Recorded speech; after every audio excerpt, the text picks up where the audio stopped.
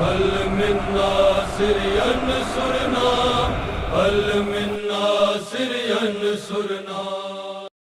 بسم اللہ الرحمن الرحیم. السلام علیکم. نہ جانے کیوں میری آنکھوں میں آ گئے آنسو، سکھا رہا تھا میں بچوں کو کربلا لکھنا. برصغیر کی تہذیب میں لفظ کربلا کے ساتھ آنسوؤں کا بڑا گہرا تعلق ہے، اور ان آنسوؤں کو موتی میں ڈھالنے کا جو کام ہمارے شاعروں نے کیا ہے اس کا نام ہے رسائی ادب. 10 محرم سن 61 ہجری کو ریگزار کربلا پہ ہونے والا واقعہ وقت کی رفتار سے زیادہ تیز رفتاری کے ساتھ اپنی منزلیں طے کرتا ہوا 14ویں صدی کی دہلیز تک آ گئی. وہی سرخی جو 61 ہجری میں تھی اسی آب و تاب کے ساتھ آج بھی آسمان پر نمایاں نظر آتی. سلام ہو ہمارا ان شاعروں، ان ادیبوں پر، ان اہل قلم پر جنہوں نے کربلا سے قوت کشید کر کے، رنگ کشید کر کے اور وفا کشید کر کے اسے لفظوں کے سانچے میں ڈالا.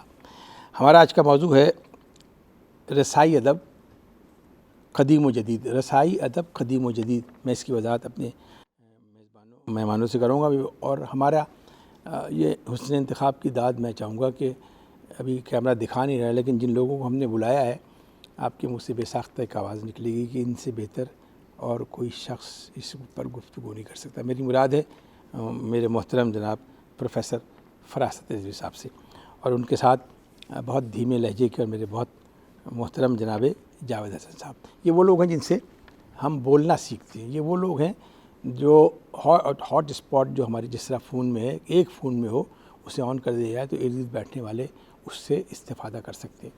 ان کی گفتگو اس ہاٹ پاٹ کی صورت میں یہ جو بولیں گے، جہاں جہاں تک یہ آواز جائے گی ان سے آپ لوگ استفادہ کر سکیں گے. میں آغاز کروں گا جناب قبلہ فراست رضوی صاحب سے. ایک تو زمانے کی جو چلن ہے، آپ کو پتہ ہے رسائی ادب کیا ہوتا ہے، وہ سوال پہلے آئے گا جو ہماری پوری نوجوان نسل دیکھ رہی ہے. ان کو پہلے رسائی ادب سمجھا دیا جائے آسان لفظوں میں، پھر ہم گفتگو کو آگے بڑھائیں گے. رسا کا لفظ جو ہے اس کے معنی ہے غم، فارسی میں بھی استعمال ہوتا ہے. تو مرثیہ ایک ایسی صنف ہے جس میں کسی مرنے والے کے اوصاف بیان کیے جاتے ہیں، اس کا کردار، اس کی شخصیت کو تحسین پیش کی جاتی ہے، اور اس کے مرنے پر اظہار غم کیا جاتا ہے. یہ جو ہے لغوی معنی ہے اس کی. جی یہ جو ہے کسی دوسری زبان سے ہمارے ہاں نہیں آیا. ہمارے ہاں جو مرثیہ ہے، ہمارے ہاں دیکھیے جتنی اصناف آئی ہیں دوسری زبانوں سے آئی ہیں. یعنی نظم آئی تو سونیٹ مغرب سے آیا، ترائلے آیا، فری ورس آئی، بلینک ورس آئی.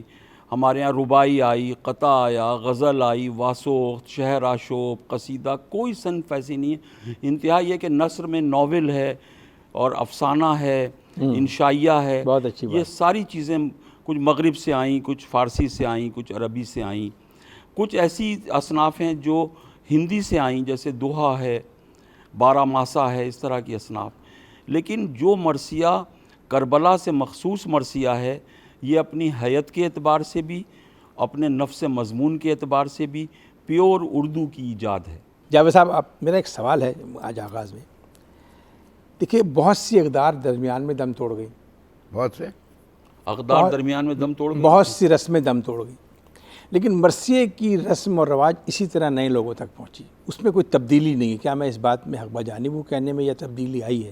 تو فرق یوں آیا ہے کہ کلاسیکل مراثی جو قدیم مراثی ہوتے تھے اس میں جو جیسے انہوں نے فرمایا بھی ہمارے فراست بھائی نے کہ میر ضمیر نے جو اجزاء مقرر کیے کہ تمہید، تشبیہ، تمہید اور چہرہ، اور پھر اس کے بعد سراپا اور آمد اور جنگ اور عجز اور بین شہادت، وہ تو ہیں. لیکن اب نئے مرثیوں میں، چونکہ نئے مرثیوں جدید مرثی جس کو کہہ لیں آپ، جس کا شروع سمجھیں آپ کے 20ویں صدی کے فرسٹ کوارٹر سے 1927 تک 28 تک جو مرثیے لکھے گئے، اس میں چونکہ ماحول، سیاسی ماحول، ہر چیز بدل گئی تھی نا، ہر چیز بدل گئی، صحیح، تو وہ مینٹین نہیں ہوا وہ چیز. مطلب جو اجزاء تھے وہ نئے مرثیوں میں، جدید مرثیوں میں اس طرح سے یعنی برتے نہیں گئے جس طرح برتنی چاہیے. جو کلاسیکل قدیم مراسی جو یعنی جس کا سمجھیں آپ کے اوج تک اور مرزا اوج تک پیارا صاحب رشید تک تھا, اس کے بعد جو 20ویں صدی شروع ہوئی ہے, اس کے بعد صفی لکھنوی اور پھر اس کے بعد جوش صاحب کا زمانہ اور پھر نسیم صاحب, تو وہ جو ماڈرن سینسیبلٹی ہوتی ہے نا اس نے اثر کر لیا. تو وہ اجزاء بے نہیں مینٹین نہیں ہو رہے ہیں, اس طرح سے بڑھتے نہیں جا رہے ہیں. کیا ایک سوال کرنے کی اجازت دیں گے کہ مصطفیٰ زیدی کا کربلا اور فیض صاحب کا مرثیہ اور جمیل مظہری, اس کو ہم کس کیٹیگری میں شامل کریں گے؟ تینوں بالکل مختلف چیزیں, کوئی توازن میں نے اسی لیے سوال کیا. دیکھیے جمیل مظہری صاحب جو ہیں, مرثیہ تو کہلاتا ہے نا. نہیں, مجھے اس لیے تو ایک بچے کو بھی پتا ہے کہ مرثیہ کہلاتا ہے. آپ یہ کہیں کہ مسدس تو کہلاتا ہے, یہ تو انڈر اسٹوڈ باتیں ہیں نا. ہم وہ بات کریں جس پہ کوئی نزاع ہو, جس میں کوئی اختلافی پہلو ہو, جس میں کوئی ہم نقطہ آفرینی کر سکیں. مرثیہ تو ہے لیکن نوعیت میں فرق ہے. دیکھیے جمیل مظہری صاحب جو تھے انہوں نے 10 مرثیے لکھے, اور یہ واحد شاعر ہیں, جب پاکستان بنا تو ہر شاعر ہندوستان سے پاکستان ہجرت کر گیا, یہ تشریف نہیں لائے, وہیں کلکتے میں رہے. 1980 میں ان کی وفات ہوئی. انہوں نے کل 10 مرثیے لکھے, لیکن جمیل مظہری کے سارے مرثیے پاکستان میں شائع ہوئے. وجدان جمیل, عرفان جمیل, یہ سارے ڈاکٹر صفدر حسین صاحب نے شائع کیے. آخر میں ان کے 3 مرثیے جو ہیں وہ ایسے ہیں جس میں انہوں نے تیسرے مصرعے کو آزاد کر دیا, جس کی تاسیس ڈاکٹر ہلال نقوی کرتے ہیں, جس کی تاسیس ایک خاتون شاعرہ, بہت اچھی شاعرہ ہیں, جمیل مظہری کے خاندان سے ان کا تعلق ہے, تصویر فاطمہ صاحبہ. ان کی کتاب بھی ہے ردائے صبر, انہوں نے 5 مرثیے لکھے ہیں, اور بہت اچھے. خواب پر تو ان کا بہت شاندار مرثیہ, وہ بھی تیسرا مصرع آزاد لکھتی ہیں. احمد نوید صاحب نے بھی ایک مرثیہ لکھا, پتہ نہیں شاید ادھورا ہے یا مکمل ہے, مجھے نہیں معلوم, اس میں بھی تیسرا مصرع آزاد لکھا. یہ تاسیس جو ہے جمیل مظہری کی. جمیل مظہری کے یہاں جدید رجحان جو ہے وہ ابھرتا ہوا آپ کو نظر آئے گا, اور اس میں حقیقت پسندی کا پہلو ہے. اور خود ان کا کہنا یہ تھا کہ ایسا مرثیہ لکھنا چاہیے جو ہمیں تاسیس حسین کی طرف متوجہ کرے. یہ ان کا تصور مرثیہ تھا. ٹھیک ہے نا. مصطفیٰ زیدی کا مرثیہ جو ہے, میں اس کو ایک جدید مرثیے کا بہت اہم موڑ سمجھتا ہوں. پہلے تو اس کے جو ہے سارے بند دستیاب نہیں ہوئے تھے. جو کوہ ندا جب ان کی آخری کتاب شائع ہوئی ان کے انتقال کے بعد, تو اس میں میرا خیال ہے 6-7 بند تھے مشکل سے. بعد میں زیغم زیدی صاحب نے, ان کے بڑے بھائی بعد میں جی ہاں مصطفیٰ زیغم زیدی صاحب کی کوشش سے وہ دریافت ہوئے. پھر سخنور کے مصطفیٰ زیدی نمبر میں وہ سارے 40-45 بند جو ہے شائع. تو مصطفیٰ زیدی کا جو مرثیہ ہے جس بحر میں لکھا گیا ہے, اس میں پوری مرثیے کی 400 سالہ 450 سالہ تاریخ میں یہ دوسرا مرثیہ ہے جو اس بحر میں لکھا گیا. اور اس کے علاوہ اس میں بہت زیادہ ایک بہت بڑا جو ہے وہ ایک تاریخی شعور ہے اور روح عصر ہے اس میں. یعنی میں سمجھتا ہوں کہ ایک مرثیے میں سب سے بڑا موڑ جو تھا وہ سودا تھا, اس کے بعد انیس تھے, انیس کے بعد جو ہے جوش کا موضوعاتی مرثیہ 1941 میں آیا, اور یہ مصطفیٰ زیدی کا مرثیہ جو ہے اگر اس کی تاسیس کی جائے تو یہ ایک دبستان فکر ہے. اگر اردو مرثیہ نہ ہوتا تو غم کی یہ شدت ہوتی جو اب ہے. نظم اور نثر کا فرق ہے, تقریر نثر میں ہوتی ہے. نثر اور نظم میں نظم بہرکیف پر اثر ہوتی ہے. کوئی بات کی جائے آپ سے نثر میں کی جائے, اور اسی کو اگر نظم میں کہا جائے, نظم میں کہا جائے, آپ کے شہر میں اردو مرثیے کی مجالس بڑھ جاتی ہے. آپ کے شہر میں اردو مرثیے کے مجالس, وہاں خطیب تو نہیں ہوتا. تو مرثیہ سے تو ظاہر سی بات ہے. میری بات اگر پہنچ گئی تو میں فراست بھائی, غم حسین تو رہے گا, غم حسین کی وہ تاثیر رہے گی. تاثیر چونکہ ظاہر سی بات ہے جب آپ خاص کر کے مرثیے کے حوالے سے بات کیا, نوحے کے حوالے سے, رسائے ادب میں تو مرثیہ بھی ہے, نوحہ بھی ہے, اور سلام بھی وہ بھی ہے, سلام بھی ہے, سبھی شامل ہیں. لیکن اس کی تاثیر بڑھ جاتی ہے, اور جب شاعرانہ اس میں باتیں بھی ہوں, شاعرانہ بات ہو, شاعری ہو, تو ظاہر سی بات دل پہ زیادہ اثر ہوتا ہے. لیکن یہ کہنا کہ اگر اردو مرثیہ نہ ہوتا تو غم حسین میں کوئی کمی ہو, شدت میں کمی آتی, میں نہیں سمجھتا ہوں کیسا. فرحت بھائی میرے سوال کو اگر اصل میں دیکھیے مرثیہ جو ہے نا, مرثیے کی فضیلت یہ نہیں ہے کہ وہ غم حسین کو پیش کرتا ہے, نہ مرثیے کی فضیلت یہ ہے کہ اس کو سن کے رونا آتا ہے. مرثیے کا یہ ایک بہت ہی محدود تصور ہے. اسی تصور کو شبلی نعمانی نے موازنے میں توڑنے کی کوشش کی. اسی تصور کو ہمارے سارے جدید بڑے لوگوں نے, نجم آفندی نے, آل رضا نے, جوش صاحب نے, جو ہمارے بڑے نقاد ہیں مرثیے کے, اکبر حیدری کاشمیری ہیں, ضمیر اختر, ہمارے نقوی ضمیر اختر نقوی صاحب ہیں، ڈاکٹر رضا ڈاکٹر خاکی، ہلال نقوی ہیں، محمد رضا کاظمی ہیں، ڈاکٹر رضا ڈاکٹر خاکی، صفدر حسین، شبیع الحسن صاحب تھے، جو بڑے لوگ تھے اس کے، شارب رودولوی ہیں، انہوں نے یہی کہا کہ مرثیے کی فضیلت مرثیے کے ادبی معیارات کی بنیاد پر ہے۔ بہت اچھی بات، بہت اس اچھی کو بات۔ ہم اس پہ یہ کہیں کہ اس میں غم حسین کی شدت میں کیا کمی آئی، کیا بیشی نہیں، وہ آئی، تو غم اس سے حسین کوئی تو اس کا سروکار مضمون نہیں ہے، انگریڈینٹ ہے نا، اس سے وہ ہے۔ وہ اس کا کمپوننٹ ہے، اس پہ ڈسکس کرنے کی کوئی ضرورت یہ نہیں۔ ٹیکنیکل بات، اگر مرثیہ نہ بھی ہوگا تو بھی غم حسین ہوگا، کوئی اور صنف ہوگی۔ یہی۔ اس سے پہلے دکن میں مرثیہ جو ہے سلام کی فارم میں تھا، غزل کی فارم۔ میر تقی میر کے 6 دیوان ہیں، ایک دیوان ان کا پورا مذہبی شاعری کا ہے، اس میں آپ مرثیے پڑھیے، ترجیب بند ہے، ترکیب بند ہے، مسدس ہے، مخمس جی ہاں، ہے، جی ہاں، جی ہاں۔ مربع ہے، کہاں یہ فارم موجود ہے، کہاں یہ بیت موجود ہے؟ یہ جو ہے یہ سوال اٹھانا کہ اگر مرثیہ نہ ہوتا تو کیا غم حسین کی اس سے زیادہ شدت ہوتی۔ دنیا کے ایک بہت اچھا انہوں نے مضمون لکھا، شہید انسانیت کا دیباچہ جو ہے، وہ ایک بڑا، میں اس کو اچھا مقالہ سمجھتا ہوں علی نقی صاحب کا۔ دنیا میں جتنے تہوار ہیں ان کا تعلق خوشی سے ہے، جس ملک کا جس مذہب کا جو تہوار ہے بہت اچھی اس کا بات۔ تعلق مسرت سے ہے۔ یہ دنیا کا عجیب و غریب تہوار ہے جس کا تعلق غم سے ہے، واہ، اور غم سے انسانی ذہن کی اور انسان کی فطرت ہے کہ وہ بچنے کی کوشش کرتا ہے۔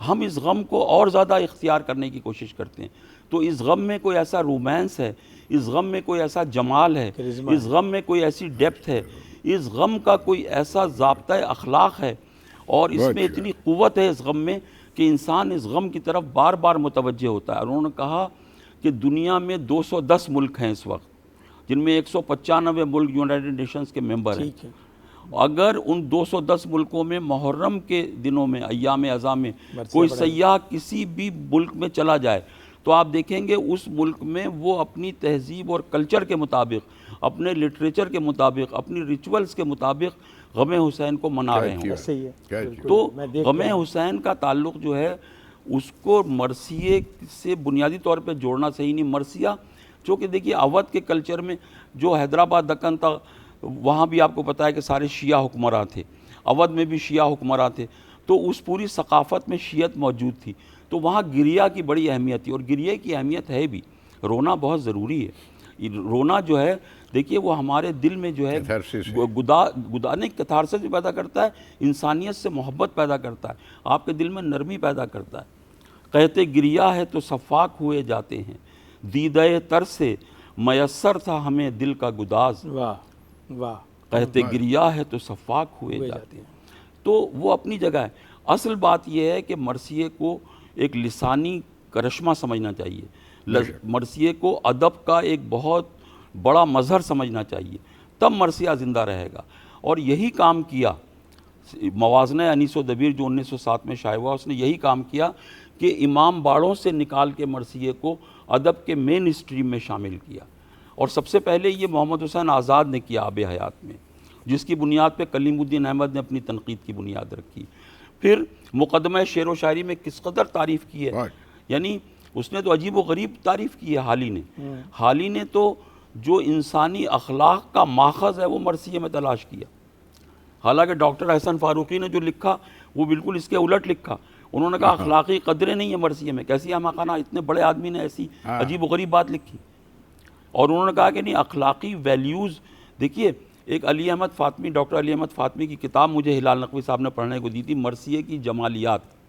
آپ انیس کو پڑھیں، دبیر کو پڑھیں، تو آپ یہ دیکھیں کہ ایک کتاب لکھنے کی ضرورت ہے مرثیے کی اخلاقیات، جتنے انسانی رشتوں کا احترام مرثیے میں ہے، جتنی مورل ویلیوز مرثیے میں پائی جاتی ہیں۔ اردو کی کسی صنف شاعری میں وہ اخلاقی قدریں اتنے حسن کے ساتھ موجود نہیں ہیں۔ میں ایک بات بھی جو بات کر رہے تھے فراست بھائی کہ وہ غم کے بات کی، تو وہ جو دادا صاحب تو پورا مرثیے میں کئی بند لکھے ہیں، جو کہ انسان کو انسان بنائے وہ غم، پست غم جس سے کوئی دل میں نہ آئے وہ غم۔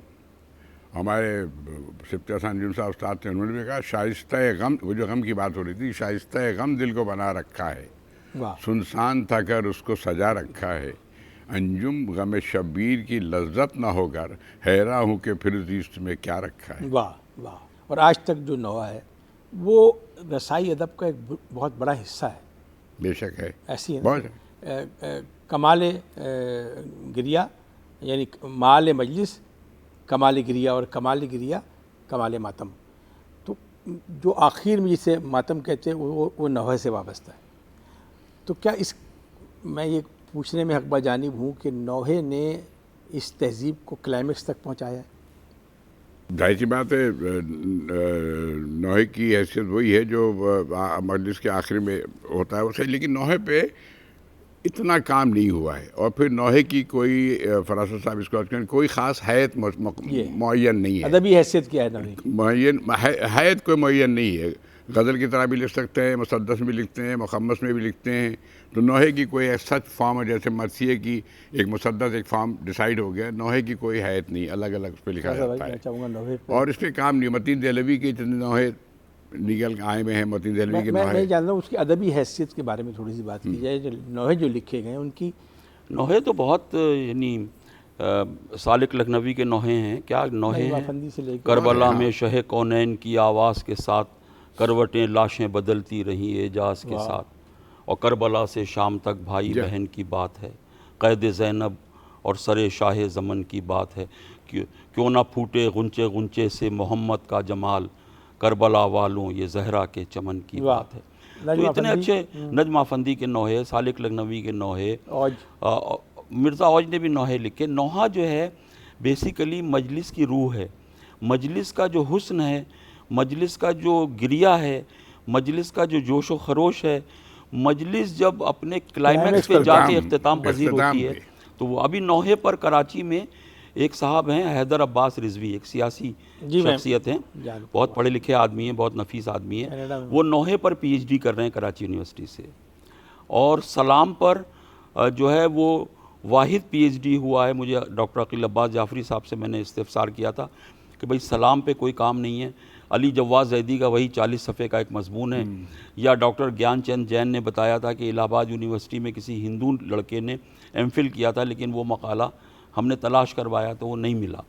تو ابھی کوئی ڈاکٹر حسن رضا ہیں، انہوں نے پنجاب یونیورسٹی میں سلام پر انہوں نے کام کیا. جس نے مرثیے پہ سب سے بڑا احسان کیا وہ تو شبلی نعمانی ہے، وہ تو شیعہ نہیں ہے. 1907 میں جب یہ شائع ہوا، آپ کو پتہ ہے اس کا مسودہ چھپنے سے پہلے 1906 میں حالی نے دیکھا تو وہ بے قرار ہو گئے کہ اس کتاب کو چھپنا چاہیے. اگر موازنہ انیس و دبیر نہ ہوتی، یہ شبلی تھا، یہ شبلی تھا جو شیعہ نہیں تھا، جس نے مرثیے پر اتنا بڑا احسان کیا کہ مرثیے کو ادب کی مین اسٹریم میں شامل. انیس کے یہاں جو کربلا ہے وہ حقیقی کربلا نہیں ہے، عرب کربلا نہیں ہے. یہ وہ کربلا ہے جو ایسا لگتا ہے امام حسین اودھ میں شہید ہوئے، لکھنؤ میں شہید ہوئے. اس موضوع پہ بات آپ کر رہے تھے، تو اس کا جواب بہت لوگوں نے دیا ہے. اس کا جواب جو ہے ڈاکٹر نیر مسعود نے دیا ہے، اس کا جواب انیس کے بہت سے پرستاروں نے دیا ہے، اور خود انیس نے دیا ہے. انیس پٹنے میں عظیم آباد میں مرثیہ پڑھ رہے تھے، کسی نے کہا یہ روایت غلط ہے جو آپ پڑھ رہے ہیں، یہ تاریخ میں نہیں ہے. تو انہوں نے مرثیہ روک کے کہا، آن ریکارڈ ہے، انہوں نے کہا تم سچی روایت لکھ کے اور مرثیے میں پڑھ کے بتاؤ، اور کسی کی آنکھ میں ایک آنسو بھی آ جائے تو مجھے بتانا.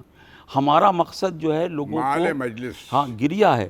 تو اگر لکھنؤ کے کلچر کو اور لکھنؤ کی تہذیب کو، ثقافت کو وہ نہ ڈالتے اپنے مرثیے میں تو کبھی اس سے وہ تاثر پیدا نہ ہوتا. اصل اعتراض تو یہ ہے، محدود ہے کہ اجتماعی طور پر رسائی ادب کو ہم اگر ایک کلیے کے طور پہ لیں تو قدیم و جدید میں کتنا فرق ہے اور کتنی مماثلت ہے. میں جاوید بھائی پہلے آپ سے، پھر فرحت بھائی سے مختصر. بھائی فرق تو ہے، لیکن قدیم یوں کہیے کہ قدیم مرثیہ سے رلاتا تھا، اور جدید مرثیہ جو ہے وہ بتاتا بھی ہے، رلاتا بھی ہے اور سمجھاتا بھی ہے. فرحت بھائی آخری جملے. دیکھیے اس میں یہ جو ان کا پی ایچ ڈی کا مقالہ ہے ڈاکٹر ہلال نقوی کا، اس میں ایک پورا چیپٹر ہے.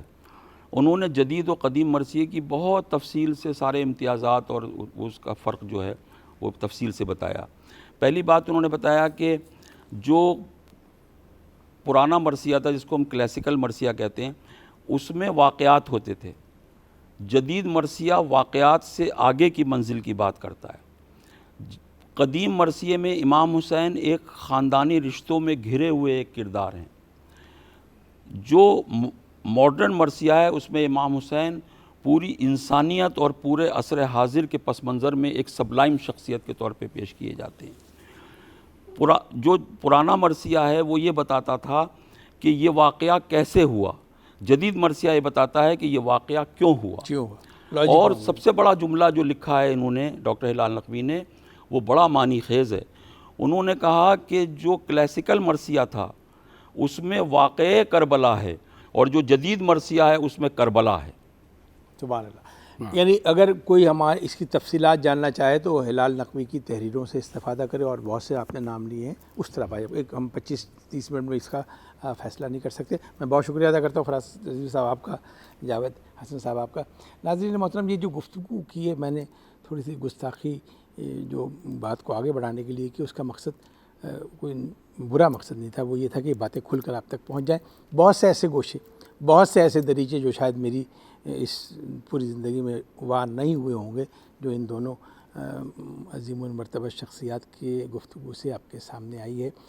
کوشش کیجئے کہ اس سے استفادہ کیجئے اور نئے دریچے کھولیے, تحقیق کے, محبت کے, تقدس کے, عقیدت کے نئے دروازے کھولیے. بجھایا ایک دیا شینے 72 ہو گئے روشن, اندھیرا خود پریشاں ہے, بجھا کیا تھا جلا کیا ہے. شکیل اختر کو اجازت دیجیے. اللہ نگہبان. جن کا جھولا فرشتے جھولاتے رہے, لوریاں دے کے نوری سلاتے رہے, جن پہ صفاق خنجر چلاتے رہے, جن کو کاندھوں پہ آقا بٹھاتے رہے, اس حسین ابن حیدر پہ لاکھوں سلام. السلام یا حسین, السلام یا حسین.